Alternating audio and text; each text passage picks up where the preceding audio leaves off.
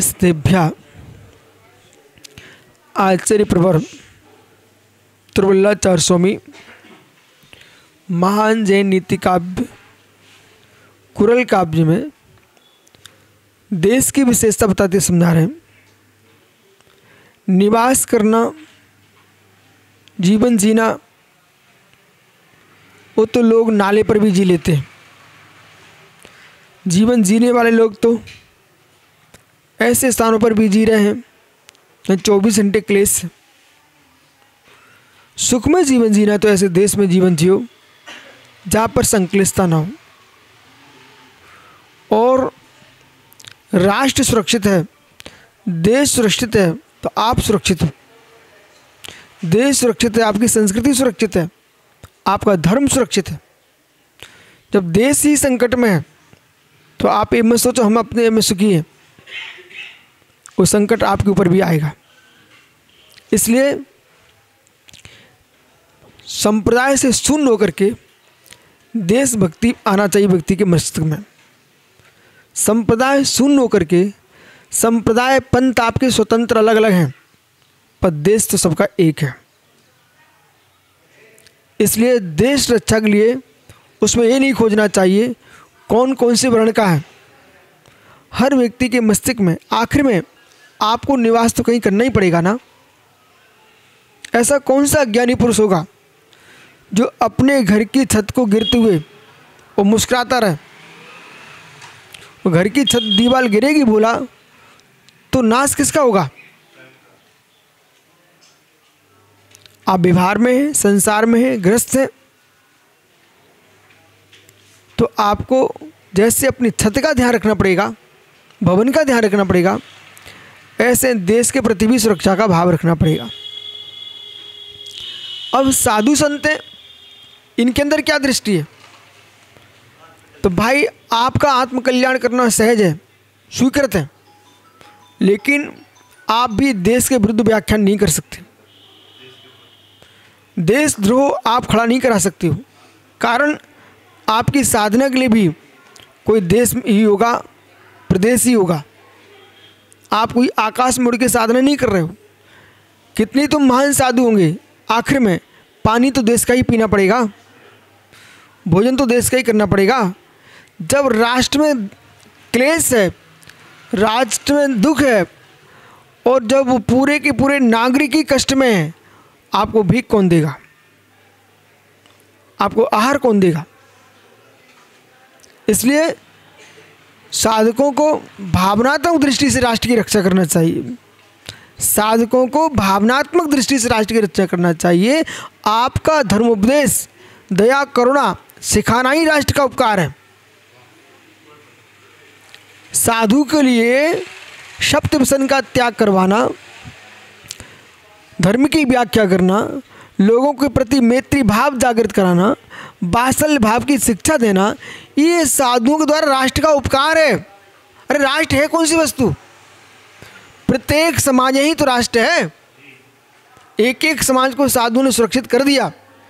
अब माना कि बालक को हमने गुटखा का त्याग करा दिया, अब एक जीवन में कितने गुटखा खाता,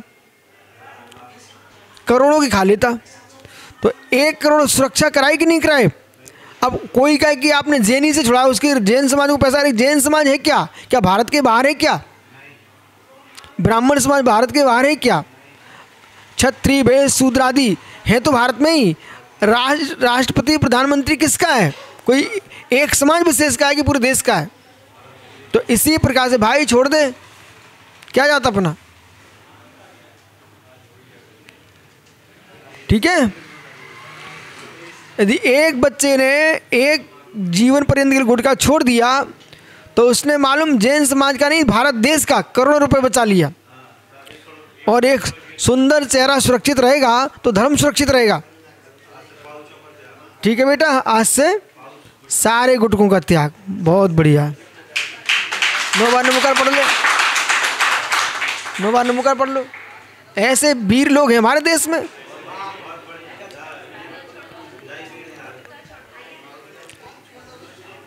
शुद्ध भारती। बैठ जा बेटा, आपका नाम ली, इसका मतलब ये थोड़ी त्याग नहीं कराया। गुटखा त्याग, बहुत बढ़िया। सायनगर वाले खुश हो गए। और राहुल तो रोज गुटखा की बातें भर रहा है, तो वो भी नहीं छोड़ पाया तो क्या करेगा। राहुल भाई, ये भारत देश की गलियों को पीक से बचाओ।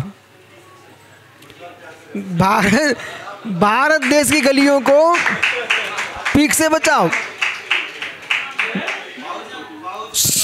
अरे भाई,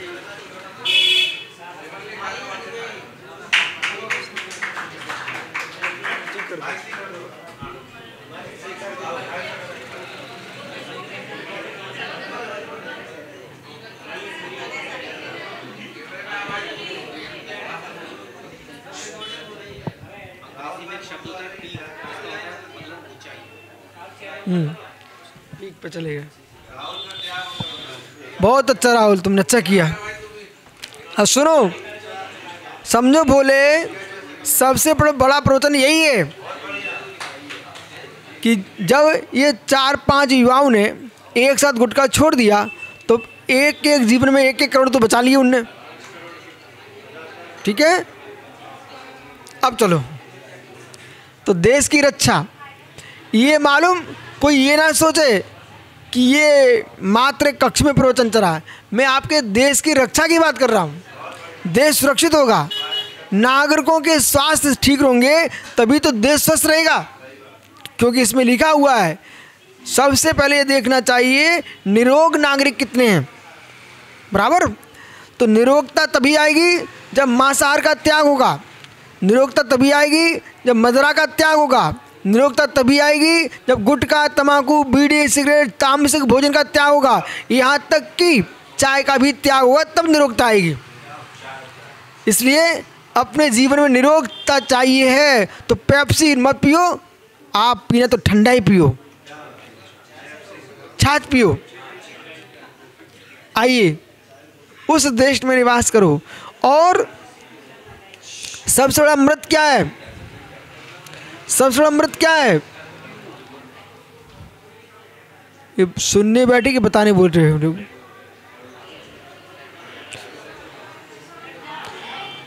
अरे भाई, सबसे बड़ा अमृत सूखे चेहरों को हरा कर देता है, वो है जैनामृत, धर्मामृत, जिन प्रवचन ही अमृत है। और आप विश्वास मानो, यदि उपदेश होता रहा पीयूष तो आप सब हरे भरे रहते हो, और प्रवचन नहीं हो ना तो सब सूख जाते हैं। यहाँ तक आपको मालूम चलना चाहिए, भिलाई में चातुर्मास चल रहा था। एक कोई गरीब था, जैसा भी हो, एक घर में कूलर चल रहा था, एसी। तो मैं छत से दिखाई दे रहा था, वो एक आदमी आया, वो दीवार से चिपक गया और वो खड़ा रहा वहाँ पर। बोले क्यों? वो खिड़की से उसको ठंडी लग रही थी, मतलब अच्छा लग रहा था, मालूम अच्छा लग रहा था। अब प्रश्न ये क्यों मैंने बोला? इसलिए बोला, कभी कभी कुछ लोग प्रवचन में नहीं आते, पर ये ना सोचा जाए इनको प्रवचन अच्छा नहीं लग रहा, जैसे वो दीवार पे चिपका सुन रहा था। तो ऐसे भी लोग हैं जिन्हें तुम्हारे प्रवचन से प्रयोजन नहीं है, लेकिन फिर भी उनको अच्छा लगता है, भाई घर में ही चिपके सुनते रहते हैं। ये हमारे ब्रह्मचारी छतों पर कपड़े धोते धोते सुनते रहते हैं। तो मालूम, यदि उतना समय प्रवचन न हो तो आप विश्वास मानो, जब चिड़ैयों से पानी डाला जाता है गेहूँ के लिए, लेकिन उनकी शीतलता से आसपास की घास भी हरी भरी हो जाती है। ऐसे ही भले मंदिर में प्रवचन चल रहे हों, धर्मशाला में चल रहे हों, पर माइक के जो छिड़काव चलता ना, आसपास के पड़ोसी भी हरे भरे हो जाते हैं। इसलिए प्रवचन होना चाहिए।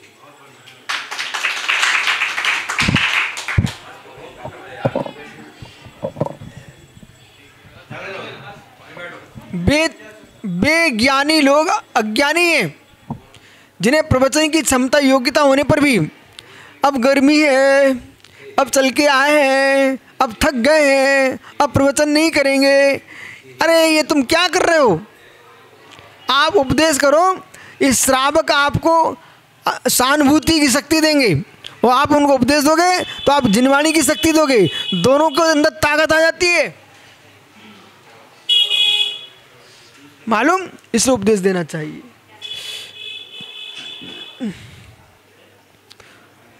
समृद्धिर्वरा भूमि रारोग्यम सुशालिनः शालितः रिपुष्पत्राणम देशभूषम पंचकम। अब ये बोला 5 देश के आभूषण हैं, देश के 5 आभूषण सुनिए। और यदि आप सुनो, ओ भैया क्या नाम बेटा? हाँ, आज तुम्हारा विवेक सही जगह है, माता पिता तुम घर जाओगे खुश हो जाएंगे। सुनो विवेक, आप ये बताइए अंगूठी पहनी जाती कि नहीं, तिलक लगाया जाता कि नहीं, कुंडल पहने जाते कि नहीं, करधोनी पहनी जाती कि नहीं, बाजूबंद पहने जाते कि नहीं, कांटे लगाए जाते क्या? समझो मैं क्या बोल रहा हूँ। कान में कुंडल आदमी भक्ति से आनंद से पहनता है, तिलक माथे पर लगाता है, भाल पर, कंठ में हार पहनता है। तो ऐसा कौन सा सज्जन आदमी है जो अपने शरीर में कांटे चुभाता हो? उसका नाम बताइए। आपके शाहीनगर में हो या ये कौन सा अमानगंज में हो, त्योरी में हो, कटनी में हो, ये इनके गुनौर में हो, पीयूष के, कि जो आदमी अपने शरीर में कांटे लगाता हो। क्यों बाल को? कहाँ से आए हो? महिमा से आओ। तुम्हारे महिमा में ऐसा कौन सा सज्जन है जो अपने शरीर में कांटे चुभाता है? जबलपुर में? अरे वो कान छिदना, वो कांटा नहीं होता, वो सुई होती है। अरे बबूल का कांटा चुभाता क्या तू? सुन मेरा ध्यान से, अब प्रश्न समझो विशाल, सुनो। कांटे जो है ना, पैर में कांटे, बमूल के, गुरखरू, बहुत सारे कांटे होते हैं, उन्हें कौन चुभाएगा? हर व्यक्ति आभूषण तो पहनता है लेकिन अपने शरीर में। तो ऐसे यहाँ पर कहा गया है राष्ट्र का एक आभूषण है निरोक्ता। निरोक्ता आभूषण है। जो व्यक्ति जान करके रोगी होना चाहता है वो हमारे देश का कांटा है।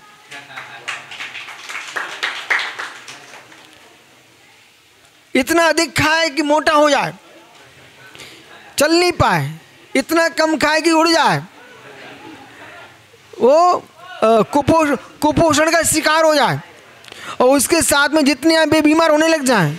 समझ रहे ना? आखिर में राष्ट्र पर भार तो है, राष्ट्र पर भार है। ये मत सोचो तुम्हारे घर का व्यक्तिगत आदमी है। अरे व्यक्तिगत आदमी राष्ट्र है कौन सी वस्तु? एक एक घर समाप्त करो तो राष्ट्र बचेगा क्या? जितने राजे महाराजे, आपके राष्ट्रपति, प्रधानमंत्री आदि आदि मुख्यमंत्री, ये किन के ऊपर जी रहे हैं? अरे जनता ही नहीं होगी तो सम्राट किसका? ठीक है, तो यहाँ पर कह रहे हैं आरोग्यता आभूषण है पवन। सुनो ध्यान से। और बुद्धि प्रशस्त रहना चाहिए, बुद्धि प्रशस्त रहना चाहिए। अब 24 घंटे तनाव तनाव, अरे होता स्वयं जगत प्रणाम, जो है सो है। ये सूत्र याद रखो, जो है अंतिम निर्णय ही करना पड़ेगा, कुछ नहीं करना पड़ेगा, चाहे अच्छा हो चाहे बुरा हो।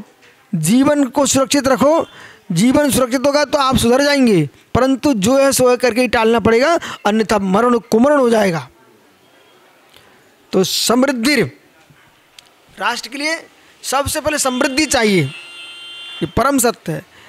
बे राजे महाराजे भी मुस्कुराते उनके द्वारे पर, सेठ साहूकारों पर, उन्हें भी गौरव होता है। टैक्स कर तो यहीं से मिलेगा ना, और देश तो यहीं से चलता ना। अरे आप जो व्यक्ति चुनाव लड़ा है, सुनो पुनीत सागरी, वे तो दरिद्र भी होते हैं, ऐसे भी चुनाव लड़ लेते हैं। जिनके घर में उतनी योग्यता नहीं है, वो विषय अलग है, पद पा करके संपत्ति पालो बटोर बटार के। बोले कैसे? जैसे समुद्र। ओ सरस पंडित जी, सागर कभी पवित्र पानी से नहीं भरते, सागर कभी पवित्र पानी से नहीं भरते, नदियां कभी पवित्र पानी से नहीं भरती। नाली नालियों का, नर्दों का पानी नदी में मिलता है, समझ गए ना? तब नदियां बढ़ती हो, नदी नालों का पानी मिल करके ही समुद्र बनता है। ऐसे ही जो धनपति तुम्हें दिखाई दे रहे बहुत बड़े बड़े, शुद्ध पाताल तोड़ से नहीं बनते, धन समुद्र नहीं भरते। कुएं के पानी से कभी सागर नहीं भरते, वो कुएं तक रहता है। नदी नालों के पानी से ही नदी बनती है, नालों से, और नालियों के पानी से समुद्र भरता है। ऐसे ही ये दुनिया के दुनिया के, समझ गए ना पंडित जी, संपत्तिशाली पुण्यशाली के साथ साथ जो संपत्ति घर में आती है वो दुनिया के नदी नालों के समान आती है। अब जो कमाते उनसे पूछो कहाँ कहाँ से निकाल लेते हैं। इसलिए हमारा विशाल भाई से कहना है, एक धोती पहनना बेटा, एक पेंसिल भी रखना है, तो इस तरीके से रखो कि आखिर में तुम्हें तो लगा कोई बात नहीं, हमें तो खरीदना नहीं है ना, लेकिन जो खरीद के तुम्हें दे रहा है वो पैसे कहाँ से लाता है? कोई गरीबों के यहाँ से ही तो निकाल के लाएगा। तो आखिर में तुमने एक टावल ली और पोंछे से फेंक दिए, दोबारा दो, तो जो तुमको श्रावक देगा वो पैसे कहाँ से लाएगा? आखिर में व्यापार करेगा ना, कोई गरीब के से ही तो लेके आएगा। तो वो उद्योग का तो आश्रम होगा कि नहीं होगा? इसलिए जो महाराज लोग जो त्यागी व्रती तुरंत बोल देते हैं लाओ ये दे दो, उसको ऐसा कर दो, वो तो भक्ति में विचार उसमें कर देता है, लेकिन ये बोध होना चाहिए आपको उसका पैसा आता कहाँ से है। यदि कोई व्यक्ति अशुद्ध अवक्ष अनीति अन्याय से काम कर रहा है, अवच खाकर के व्यापार कर रहा है, अथवा कीटनाशक आदि औषधि से व्यापार कर रहा है और वो आकर के आपको सामान देता है, आप उसके व्यापार में सहभागी हो चुके, तुम्हें आश्रय होगा पाप का। नहीं कौन से व्यापारी, तो ठीक है बोला, हमारा प्रश्न ये है कि व्यर्थ के द्रव्य का दुरुपयोग नहीं करना चाहिए। हाँ, वो धोपते बारी का अर्थ क्या है? मात्र अंजलि पर आहार लेना है। और मैं क्या बोल रहा हूँ, दुनिया के द्रव्य का जो, अब आप समझ सब रहे हो, मात्र पूछ रहे हो जान करके।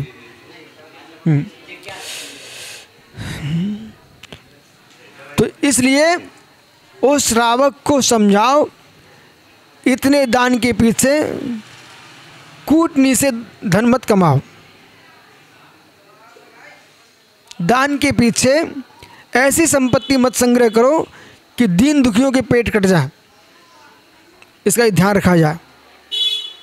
सच्चा किसान होगा, गाय को धान खिलाता है, भूसा खिलाता है, हरी घास खिलाता है, बछड़े को भी, फिर भी वो बछड़े के दूध को भी उसके लिए छोड़ता है। ऐसा नहीं कि पूरा ही दूध खींच ले, छोड़ना चाहिए, छोड़ना चाहिए, बछड़े को दूध छोड़ना चाहिए, पूरा नहीं निकालना चाहिए। ऐसे ही उन मांगने वाले भिखारियों से कहना मेरा है, हे भिखारियों, दान इतना मांगो कि जैसे बछड़े को दूध छोड़ा जाता है, कम से कम उन बछड़ों को तो छोड़ा जाए। पूरा तुम निकाल लोगे तो बछड़ों का क्या होगा? अथवा ओ विवेक भाई, आम के वृक्ष पर फल लगे होते हैं आम के, तो विवेकी आदमी को आम के फल लेना चाहिए। वो ऊंचे ऊंचे लगे हैं, आप आम पर चढ़ना सीखो, लेकिन जड़ें काट करके वृक्ष को गिरा करके एक ही बार खा पाओगे, अगले वर्ष नहीं पाओगे। ऐसे जितने दान मांगने वाले साधु संत महात्मा हैं, वे ऐसे पूरा न खींच ले समाज से कि कुछ बचे ही ना। राजा टैक्स उतना ही मांगे जैसे वृक्ष से फल, कि अगले वर्ष पुनः उसी में आएंगे। तो समाज से इतना मत बोलो, हाँ भाई वकील तू दुकान बेच दे अपनी, लेकिन एक मंदिर में दान दे। महाराज जी इस बार तो बिका दो दुकान, अगले वर्ष तो कुछ नहीं दे पाएंगे। बोले क्यों? क्यों नहीं दे पाएंगे? इसलिए नहीं दे पाएंगे जिससे धन आता था वो तुमने हमारा व्यापारी समाप्त कर दिया। अरे उचित ले लेते, दुकान उसकी चलती रहती तो अगले वर्ष पुनः देता। समझ रहे ना देवू? तो आकाश इतने फूल मत जाना, दुकान बेच के दान मत देना, दुकान में जो बढ़ रहा है उससे दान देना। किस्तों से भी आप दान मत देना। दान दिया जाता है हर्षित होने के लिए, दान दिया जाता है प्रसन्न चित्त के लिए। अब तुम 5 साल में देने में टेंशन में आ चुके हो, अब 5 साल आपको 5 वर्ष तक आपको ये करना पड़ेगा, कैसे कमाऊं कैसे दूं, गले में फांसी लग गई है। और दान तो ये होता है कि अभी बोला और जितना हमने बोला ये दिया, टेंशन फ्री तुरंत। तो अब आगे मिलते हैं आपसे। यश के लिए दान नहीं दिया जाता है, यश के लिए दान नहीं दिया जाता है। दान जो है ना परिग्रह संज्ञा को कम करने के लिए दिया जाता है, लोभ कसाय को दूर करने के लिए दान दिया जाता है। न कि ऐसा भी मत करना कि वही वकील कह रहा महाराज जी मुझे दान देना है, क्यों? इसलिए भी मैं कमाता हूँ फिर दान दूंगा। तो मतलब ये कह रहा है मैं स्नान करने जा रहा हूँ, पहले नाली में लौट लूँ, तो नाली में लौटूँ क्योंकि स्नान करने जाना है। तो इसी प्रकार जो व्यक्ति दान देने के लिए कमा रहा है वो पहले नाली में लौट रहा है फिर स्नान करने जा रहा है। ऐसा आचार्य पूज्यपाद स्वामी ने इष्टोपदेश ग्रंथ में लिखा है, ठीक है ना। इसलिए अपन को त्याग के पीछे नाली में नहीं लौटना है। आइए, तो समृद्धि, देश समृद्धशाली होना चाहिए। उर्वरा भूमि, जिस देश में संपत्ति है वो भूमि उर्वरा है। ऐसे खाद मत डालो जमीन में जो उर्वरा भूमि को नष्ट कर दें, ऐसे फसल भी मत उगाओ जो भूमि की नमी को नष्ट कर दें, आर्द्रता को समाप्त कर दें। ऐसी फसलें भी आ रही हैं, एक बार तुम बहुत पालोगे, इसके बाद खोखला। एक दो बार तुमने इतने बढ़िया खाद डाल दिए, ये मालूम क्या हो रहा है? सुनो ध्यान से भैया, आजकल इंजेक्शन लगा के दूध निकालते गाय का, और इतने लग जाए कभी कभी खून निकलने लगता है, और लास्ट में वो गाय कितने बार दूध दे पाएगी? उसका जीवन बर्बाद कर दिया। जैसे इंजेक्शन लगा कर गाय का दूध निकालने में जो पाप पड़ता है, ऐसे ही तीक्ष्ण खाद देने से भूमि में फसल उगाने वाले किसान को पाप पड़ता है। अब तुमने इतनी कीटनाशक का प्रयोग किया है कि मालूम चला वो खाने वाले का नाश होने लग गया। ये क्यों बढ़ रहा है देश में? कैंसर, ऐसे कीटनाशक का प्रयोग हो रहा है कि आपके रोग बढ़ रहे हैं। इसलिए शुद्ध भोजन तो है कि देसी का प्रयोग करके अपने घर में उगाइए साग फल सब्जियाँ, तभी तुम स्वस्थ हो पाओगे। अन्यथा ये यूरिया का जो डल रहा है ना, उससे भूमि की उर्वरा शक्ति समाप्त हो रही है। अब ये आप कहोगे समय सार सुनाने वाले क्या सुना रहा है? ये समय सार की रक्षा के लिए सुना रहा हूँ, ये कुरल काव्य है। समृद्धि, उर्वरा भूमि उर्वरा होनी चाहिए। आरोग्यम, देखो ये लिखा सामने, जिस देश में भूमि उर्वरा हो और धनपति लोग रहते हो, समृद्धशाली हो और लोग निरोग हों। कैसे हो? आरोग्यम, प्रजा निरोग हो, सुखशालिता और शत्रुओं के आक्रमण से रहित सुरक्षा होना चाहिए, सुखशाली होना चाहिए। मतलब जिस देश में शत्रु का प्रवेश न हो, रिपुष्य परत्राण और परत्राण से रहित, ऋतु से आक्रमण से रहित, शत्रुओं के आक्रमण से रहित ऐसे सुखी जीव जिस राष्ट्र में होते हैं, देश भूषण पंचकम, ये 5 देश के आभूषण हैं। देश के 5 आभूषण हैं। पुनः सुनो, संपत्ति, उर्वरा भूमि, प्रजा का सुख से रहना और निरोगता का होना और शत्रु के आक्रमण से सुरक्षा रहना, ये 5 आभूषण राष्ट्र के होते हैं, ऐसा जानना चाहिए। देश के आभूषण